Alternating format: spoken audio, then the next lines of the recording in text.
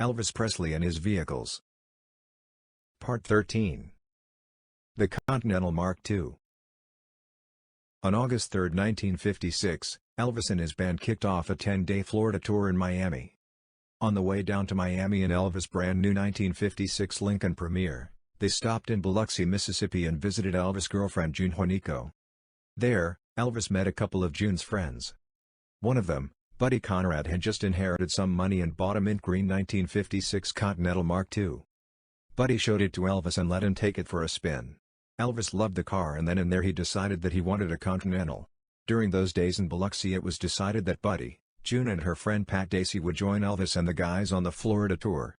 On August 2 they took the 1956 Lincoln Premier and Buddy's 1956 Continental and headed for Miami.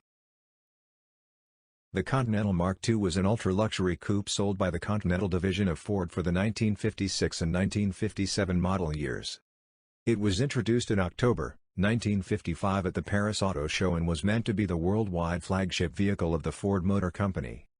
As the most expensive American-produced automobile of the time, the Mark II was marketed against the Rolls-Royce Silver Cloud, and both had a price tag at about $10,000. The Mark II used Lincoln mechanicals, including the 368 cubic inch V8 engine and transmission. The rest of the vehicle was largely hand-assembled.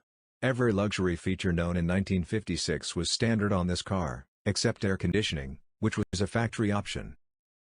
When Elvis and his friends arrived in Miami, they checked into a suite at the Robert Clay Hotel. On August 3, Elvis and the Blue Moon Boys had 3 gigs at the Olympia Theater in Miami, and the day after, another 4 shows. On the morning of the 4th, Elvis had set his mind on finding a Continental, so he went to Miami Lincoln Mercury Incorporated at 100 Southwest 13th Street, which was very close to the hotel. At Miami Lincoln Mercury, Elvis found a white Continental Mark II on display, which the dealership had special ordered. Even though the car wasn't special ordered for him, Elvis persuaded the general manager of the store, Lade Conley, to sell him the Continental. It rolled off the assembly line in late July, so the Miami dealer had just received it. This Mark II was a DSO, dealer special order, and had serial number 3286, white with a white and beige leather interior and had optional air conditioning and, even more rare, a white leather headliner replacing the standard fabric. Elvis was accompanied by his manager Colonel Tom Parker and made the deal using his purple 1956 Lincoln Premier Coupe as a trade-in. As a matter of fact, Elvis had owned that 1956 Lincoln for just 2 weeks. The white Continental Mark II came with a massive $10,688 price tag. Elvis got $3,515 for the Lincoln trade-in. That left a remaining balance of $7,173, which the Colonel paid for from the tour revenue. After the August 4 evening show in Miami, Elvis and his friends left for Tampa. Elvis had 2 shows at the Fort Homer W. Hesterly Armory on August 5. These photos are from that day in Tampa, where Elvis is showing off his new Continental Mark II for his friends and several onlookers. When he displayed the engine, one of them asked how fast the car could go. Elvis laughed and said, "You mean how fast can it fly?" After performing in Lakeland, St. Petersburg, and Orlando, Elvis came to Daytona Beach on August 9 for 2 shows. He and his friends stayed at the Copacabana Motel and at the La Casita Motel and Restaurant right across the street. These pictures of Elvis and his Continental are shot right outside the motels. On August 12, 1956, Elvis arrived in New Orleans, Louisiana in his new Continental Mark II. He's putting his shoes on after a long ride from Jacksonville, Florida, where he performed the day before. His shows at the LA Municipal Auditorium that day were the last ones on the Florida tour. On September 23, 1956, Elvis took his Hollywood friend Nick Adams to Sun Studios, where Elvis recorded his first records. He showed Nick around the studio and they explored the place that changed Elvis's life. When they were about to leave, Elvis asked everyone to come outside and look at his new Continental Mark II. About 8 people came out, among them Sam Phillips and Marion Kisker. Elvis was very proud of his new car. 3 days later, on September 26, 1956, Elvis had the now famous homecoming shows on the Mississippi-Alabama Fair and Dairy Show at the Tupelo Fairgrounds. Elvis and a couple of his friends drove there in the Mark II. Elvis also received the key to the city of Tupelo on that day. Elvis still lived at 1034 Audubon Drive, when he purchased the Continental Mark II. The vehicles he owned at that time, among them 3 Cadillacs, were most likely worth close to as much as the house he was living in. On October 18, 1956, Elvis had some problems with the Continental Mark II and pulled into a Gulf station in Memphis. While there he was attracting a crowd of fans. The station attendants, Ed Hopper and Aubrey Brown, didn't like it and started a fight with Elvis. All 3 were booked for assault and battery and disorderly conduct.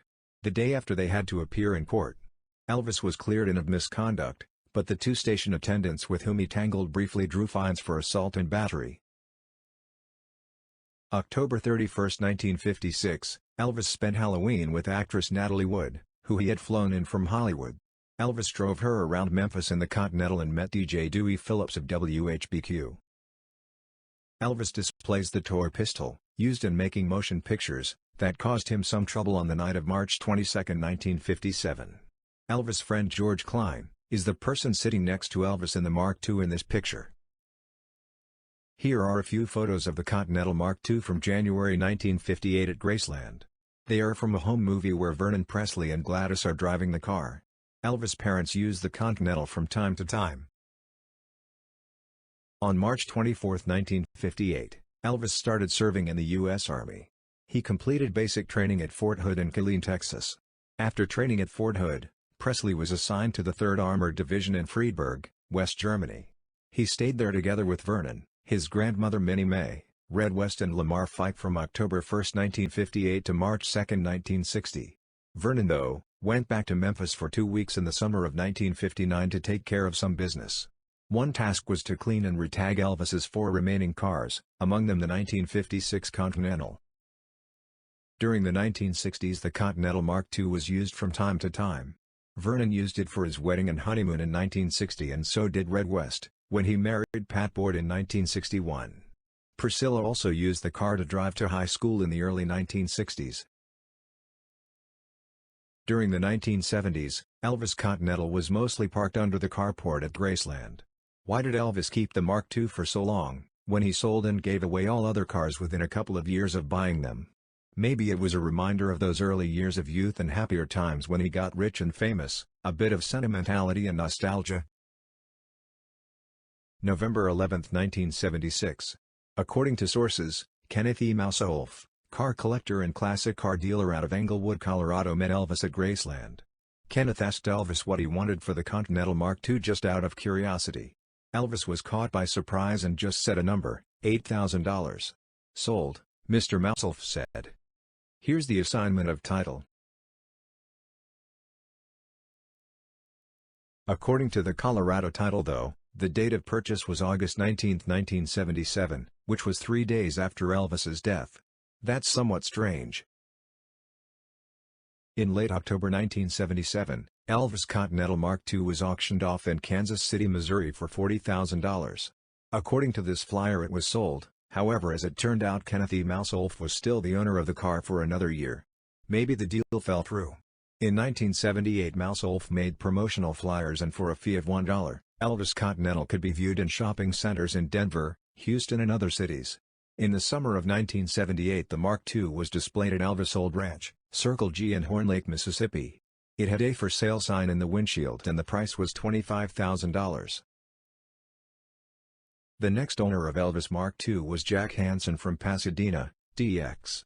He saw the Continental while it was displayed at the Northline Shopping Mall in Houston, Texas in late 1978 and bought it at auction on April 13, 1979. Jack had great plans for the car. He wanted Elvis' car to be the ultimate attraction at the Basin Park Hotel in Eureka Springs, Arkansas. The 7th floor of the hotel had a museum in the Grand Ballroom which would fit the car fine. To get the Continental there, it had to be hoisted from the outside to the top floor of the hotel using a crane. It stayed a museum attraction until 1984. Mr. Hansen then sold the Mark II to John S. Elizalde from Carmel, California. It's unknown how long John Elizalde kept the Continental. However, when the Elvis Presley Automobile Museum opened its doors at Graceland on June 12, 1989, the Mark II was displayed there on loan. It stayed in the museum for 10 years. On October 8, 1999 the Continental Mark II turned up for sale on the Archives of Graceland auction at the MGM Grand Hotel and Casino in Las Vegas, Nevada. The winner and new owner was Elvis fan, Businessman and founder of Gallery Furniture in Houston, Jim McIngvale, also known as Mattress Mac. Mattress Mac, a hugely successful businessman in the furniture business, got the Mark II for only $250,000. The auctioneers in Las Vegas though expected that the Elvis car would fetch between $600,000 and $1 million. Jim kept the car for 10 years and used it for most of the time as a display piece at his Gallery Furniture store showroom. He even offered customers to sit in the Continental. In 2010, Greg Page from Australia steps into Mattress Mac's store and offers a boatload of cash for his Elvis collection. He then became the new owner of the Continental Mark II. No stranger to the Elvis scene. Greg's King's Castle collection was one of the most extensive Elvis collections. Greg Page became famous as lead vocalist and founding member of children's entertainment group The Wiggles. After buying it, Greg had the Mark II shipped to Australia and had it displayed at Stockland Bockham Hills Shopping Centre in the spring of 2011. In late 2011, news came out that Elvis Continental now was owned by Graceland and would return to the USA in January 2012 to join the other Presley cars at his home. In April 2013, Elvis Mark II went on a loan from Graceland. The occasion was one of the largest auto shows in the USA, the Food Lion Auto Fair, which took place from April 4 to 7 in Charlotte, North Carolina. Elvis at the O2, in London, England. The exhibition was the largest ever retrospective to take place in Europe, and featured over 300 artifacts from the Presley family's Graceland archives. The show ran at the O2 Arena from December 12, 2014 to August 31, 2015. The Continental was one of the cars brought over to England for the show. The 1956 Continental Mark II on display at the O2 Arena in London. Priscilla Presley attended the opening of Elvis at the O2. In 2017, the Elvis Presley Automobile Museum was totally overhauled and renamed Presley Motors. The 1956 Continental Mark II was put a bit elevated in a more central spot in the museum. It's now possible to view the masterpiece from all angles. The Continental was probably Elvis' favorite car, since he kept it for such a long time. It's good to know that the car is now safe and sound at the Presley Motors for good, after being away for so many years. And that is it, on this subject. Thanks so much for watching and please subscribe for more episodes about Elvis cars.